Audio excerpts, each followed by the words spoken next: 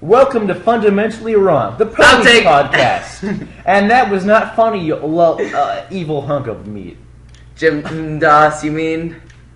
I'm Jim. I know you're Jim Das, but I'm saying you look like an evil hunk of meat. Sorry. Well, Troll. you guys screwed with my plan for evil world domination. Well, by I'm sorry. putting you down. No. And of course, our intro guy is The lovable hunk of meat himself, Treddy. You're not a hunk of meat. Stop saying lovable. I am lovable. No. Stop making hunk. Stop saying hunk. The word hunk is starting to disturb Fine. me. I'll say. And I'm Techie Stun Trots Muffin. or Zemarotrix. And real quick before we get started today, I would like to announce a quick affiliation that we've gotten. The official DJ Alex S has given us permission to use his music in our podcasts. When we get time. Yeah, I'm not going to say we're going to start using him right away since we don't have unlimited upload time. But now that we're already a minute in, let's get back Let's get to 7th Element Extreme. And I am the narrator, and my beautiful voice shall narrate you to Story Nirvana. And Previously. take it away, James. Previously on 7th Element. Night bedtime stories. And then pedophile jokes everywhere. That's right, okay. James, don't Now, may I remind the viewers that this is my first reaction, so all pedophile jokes come from my heart. Flash, quit daydreaming and fall back into That's position. a guy. That's a guy. Flash, quit daydreaming and fall back into Stop position. doing voices. A voice hailed from above. I looked up and noticed that I had fallen at least 30 meters in altitude from the 30 rest of the meters. formation. Without saying a word, I stretched out my wings. The air caught them instantly, and I soared elegantly back with my brothers. You aren't thinking about that damn story your father told you, are ya? Rang the same voice. It was Buck, the oldest pony and possible redneck in the flight pattern. No, of course not, I lied. The wind was violently tearing past our bodies. Both of us nearly had to scream just to hear each other. I found it exhilarating. Buck looked over at me with a slight disdain. Good. Don't let that trash rot your brain, man. My stomach flinched at his negative comment, but I didn't reveal it physically. Buck was headstrong, but he was also one of the most skilled flyers I have had the privilege to laying. Move the page. Brennan, What? leave it alone. What the? Son of a bitch. Brennan, leave it alone. Wait. Okay. Laying my eyes on. Not only was he my commanding officer, but he was also my rival since day one at the academy. Regardless of his attitude, it was clear that his skills were to be respected above all else. No, they aren't. Still, that doesn't mean I had to like him. Have you picked up anything yet? I asked Buck. Why are you doing a redneck accent? You keep doing voices, I'm just going to read Have you this. picked up anything yet? And we I all asked know we Buck don't while want scanning my Techie to sectors. He turned back towards me again.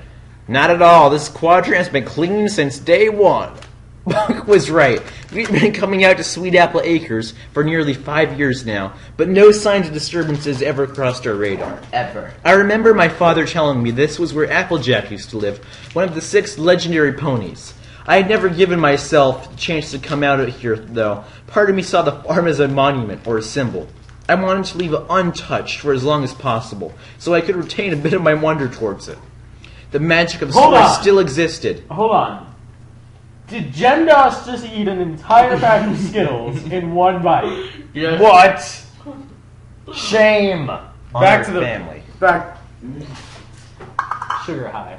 But myself and others, and hundreds of other expert flyers were part of a secret division of the Wonderbolts, known as the Night Watch. I made that up in my backstory. Oh man, that's deep. The faction was formed nearly 200 years ago by Princess Celestia herself, to keep an open eye during the night in case any presence with ill intent decided to knock down the door of the sleeping equestrians. Almost every member of the Night Watch was once a Wonderbolt who, by order of the princess, hung up their blue uniforms in exchange for black. So once you go black, you don't go the air black. quotes on sleeping. I don't know. Technically speaking, we don't exist. We faithfully serve the princess in all of her causes, including the sock-related ones. We own the night. I looked ahead Not and noticed... Luna owned the night. She owns some socks. Luna is kind of in this fanfic. Kind of. We don't see her. Yeah. Ever. Yeah. She's Yeah. mentioned. There's something mysterious. Oh, just keep reading. Alright. I looked ahead and noticed a group of clouds beginning to form into an unfriendly yet familiar group. Buck, we've got a high-pressure system forming at our 12. It looks like it could get nasty. Should we break it up? Buck nodded without saying a word. I could see him sneaking in a grin, because rednecks do that. The group bolted forward, making a line straight for the clouds. No more redneck jokes. Okay, fine. This would be different. The group bolted forward, making a line straight for the cloud system forming in front. We were already going at least Mach 1. At this rate, the clouds would break up instantly and dissipate into a harmless wisp of moisture. At this speed, there was no more need for talking. No pony would be able to hear you anyway, so all of us just concentrated on the speed. We reveled in it. This was exactly what many of us lived for. The adrenaline rush, the raw speed, the freedom. Why do we keep We letting punched through the clouds without a single bit of... Well, why would you want to listen to a fanfic? It was just like, we punched through the clouds We without punched a single... through the clouds without a single bit of resistance. Hey! A slight electrical... Tension moved around my mane as the energy in the air evaporated. I looked back to make sure the job was done, and sure enough, the clouds were once again harmless. Sweet Apple Acres was safe from a potential thunderstorm, and would instead experience a gentle rainfall. We probably just saved a few harvests, and no pony would ever know of our deeds. That was my biggest regret, not being able to share my stories with any of my friends outside of the night watch, but I promised my father, when he retired from the watch, that I would gladly take his place and apartment. Sometimes, I think that's what he wanted to begin with, which was why he signed me up for the Flight Academy. I'll stab you. He's a violent man. I'll stab you. He's holding a Stab. screwdriver, I think. Stab. It's a screwdriver. Oh, It's man. a Phillips head screwdriver. We'll stab you with a screwdriver. Bring it, bitch. Oh, God! Oh, God! Oh, Hey, God! hey! You can murder Treddy on your own time. I'm bleeding. All those years ago. Done. Drama. Sweet. Now he's farther away. You want to break out the beverage? Yeah. I'm too soda at the moment. Just keep reading. Keep reading. Quickly changed my mind. Hey, you're back, Jacob. What'd you do? The sun was Breaking out beginning to beverage. break the horizon. Our team didn't have much time to get back to the palace before Celestia would have it raised completely. Oh, yeah. The squad slowed down and Buck looked back at me. How could we have lost track of time so easily? He shouted. I was just as confused as he was. Oh man, this is so good. That's some good beverage. Beverage. Pinky die. No, just beverage. Just beverage.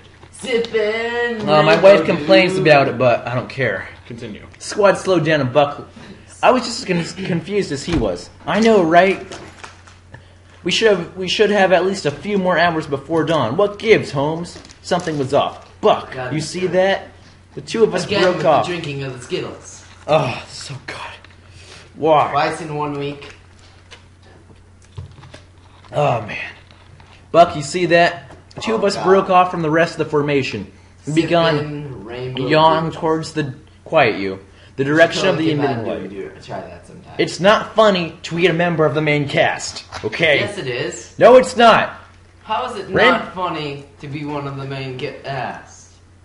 I'm gonna kill you one day, and I won't use pliers. One of the Why pliers... would you use pliers? Why would you not use pliers? What? Hey, Here. the lights are flashing. Keep reading. What? Oh, it was you flipping Stop. the switch. One of the flyers in the formation followed up behind us. Orders, sir, he requested after giving Buck a quick salute. Take the rest of the squad and get back to the palace. Double time. The princess said a situational support report on what's going on here. Tell her there's a strange light coming from beyond Everfree. Buck commanded with authority and slightly drunkenness in his voice. The flyer Stop. saluted us once.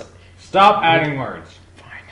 The flyers. No. He What? can add words. Just stop making him a redneck. I assume they've already read this, so they know what's real and what's not. I don't think No. anyone. Oh. I'm They not haven't. expecting people to have read this. Oh. I'm expecting them to hear it for the first time through your words. Alright. So if you hear something really weird, know that it's not original. Just something I had to say, because if I don't say it, how am I lovable? Keep going. The flyer saluted us once again and fell back into formation. The rest of our squad broke off and headed straight for Princess Celestia's place. I looked back towards the light that was peeking from below the horizon. Something stirred deep down in my soul. I could feel my stomach churning. The sensation was unsettling. So the seventh. Flash, let's go take a look. Buck said after a few So the moments of seventh silence. element is a strange glowing light. I thought it was a stomach virus. Unsettling, stomach churning, someone ate some bad pork. Right, I eagerly The replied. seventh element is pork.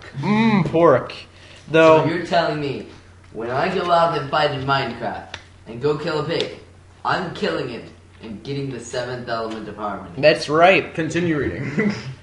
The two of us took off straight towards the source of the beacon, leaving an invisible vortex of violent air in our wake. Within a few seconds, we were already flying above Everfree Forest. The treetops were moving by incredibly fast, much faster than I could analyze in the strong absence of light. Wait, the question is, why didn't they should have hit like a cloud or something, if you think about it. Because from what we know about the Everfree Forest, it's completely uncontrolled, unnatural, and the clouds move on their own. They're blasting right through clouds. But isn't it natural I know, if it's I know. uncontrolled? Huh? It's just this free forest of non-control. Anyway, Ever-free forest of not. yeah, it's ever free. Free forever. I finally get that pun! Well, let's hope so. I hope that's what they meant to say. Oh, it's not. The tree layers... Wait, we danced between each obstacle, making sure to keep our speed steady and our cognitive awareness at the maximum. There was no time for screw-ups at this velocity. Trust me, we wanted nothing... And then they hit a cloud, spin out of control, and explode. You're adding words! You're just a big fat hypocrite. I'm not adding words, With I'm a- adding my own side story. It's Continue. a lot funnier. Continue. You're not... Trust me, we wanted nothing more than to soar at an altitude of at least 1,000 meters, but the air was incredibly thin and warm, just like a sweater. If we flew just a few feet higher, we wouldn't get enough lift, or oxygen for that matter, for a survivable flight. The light in front of Buck and I seemed to call out to me. It seemed to draw me in. But it felt like the faster we flew in its direction, the further we got away it got. We've been flying for a good hour now, but the rays of light never seemed to get closer in view. It was a disorienting observation. I wasn't sure if Buck noticed the same thing. Neither of us had spoken in quite a while. We were both focused on flying. I turned around for a split second out of curiosity, and was troubled by the fact that I couldn't make out any more landmarks. This was the farthest away from home that I'd ever been. I was nervous, but I didn't let my apprehension show in front of Buck. He showed no weakness in his fortitude, but so there was no reason for me to start now. Suddenly the tree lines just disappeared, and the only objects that slipped across my vision was a massive tundra of forsaken land. The landscape in front of me looked untouched for centuries. Beyond Everfree Forest, into the outlands. My father's words echoed through my head. Was this what he always talked about all those years ago? Flash, stop, Buck yelled from far behind. I decreased my speed and turned around. Buck was a few hundred meters behind me. He must have stopped and I never took notice. After a second or two, Buck caught up with me. We aren't authorized to go any further, wherever that light is coming from. It's well behind our jurisdiction. Plus, we've been gone for far too long now. I think we should cut it off right about here. We're Me kinda too. A little early, but okay. Now, before we go, let's get one thing straight. Lyra and Bon Bon need to get No! married. Oh my.